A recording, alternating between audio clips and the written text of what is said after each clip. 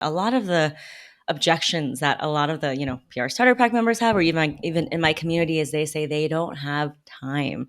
Not that it's easier to do ads because it's expensive, but they just see media as this huge thing that they're like, I will never have time to pitch properly. How do you reconcile with that time objection? I would ask a question back. Do you have time to waste being invisible to your ideal customer, to your ideal, whoever it is that you're trying to reach? Do you have time to stay invisible?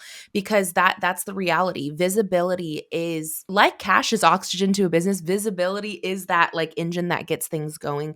And people have to know about you to buy from you, right? Or to interact and engage with your brand. So if they don't know you exist, even if you have the best product in the world, it does not matter. And so I think media is a long game, right? If you're expecting to go viral overnight and end up on the front page, well, that's a very unlikely scenario for most people. I think you have to realize that it's an investment of your time, yes, but it's an investment in the long term of your entire business. Media never goes away. Once you get a feature, that feature can pay off years down the road. And not just that feature, that relationship, right? Can impact your business for the better years down the road. And so I think it's really important that even if you don't feel like you have time, I would one way I look at a lot of the tasks that I do in my business, and this is something I learned from a book by Rory Vaden called Procrastinate on Purpose. I highly recommend this book. I love it.